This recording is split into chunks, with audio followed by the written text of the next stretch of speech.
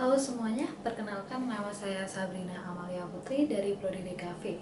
Video ini dibuat untuk memenuhi salah satu ujian akhir semester mata kuliah Pancasila. Dalam video ini saya akan menjelaskan tentang pandemi COVID-19 dapat menghancurkan perekonomian di Indonesia.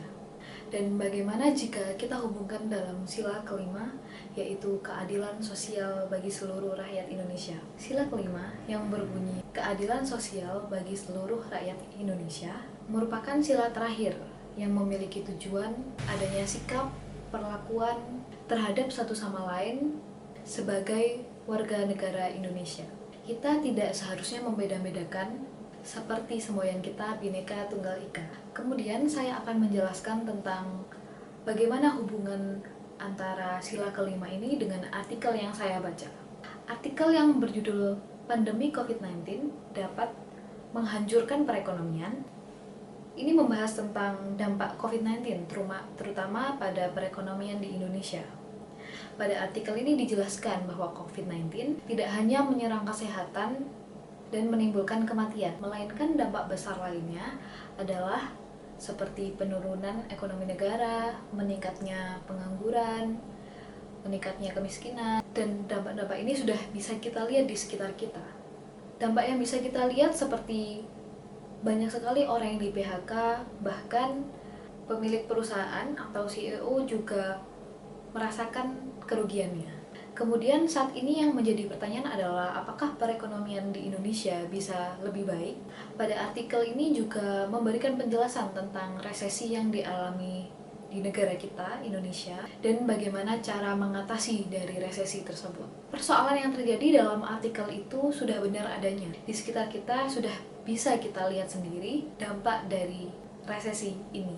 Pemerintah daerah hingga pusat sudah mengupayakan untuk mengatasi hal-hal tersebut seperti pembentukan komite untuk pemulihan ekonomi nasional, memberikan bantuan kredit dengan bunga rendah, menyiapkan beberapa program agar UMKM di Indonesia bisa tetap berjalan.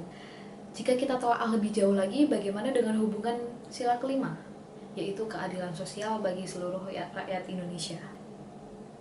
Penurunan ekonomi sangat-sangat berpengaruh dalam kehidupan rakyat. Bagaimana pemerintah yang awalnya ingin membantu malah disalahgunakan menjadi ladang korupsi. Dalam pendidikan pun banyak sekali terjadinya ketidakadilan.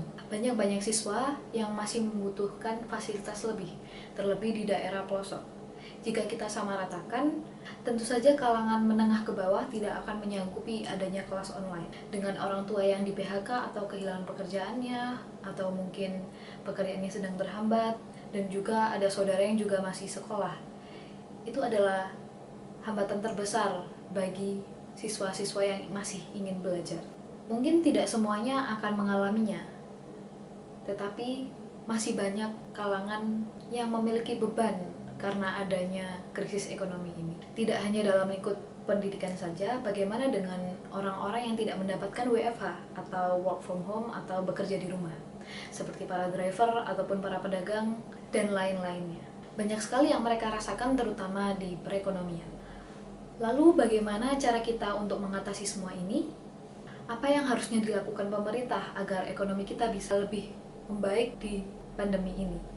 Apa yang harus dilakukan selain dengan pemulihan nasional? Beberapa cara yang bisa dilakukan adalah melakukan penyuluhan bagaimana kita bisa menghadapi pandemi saat ini dengan melakukan protokol kesehatan.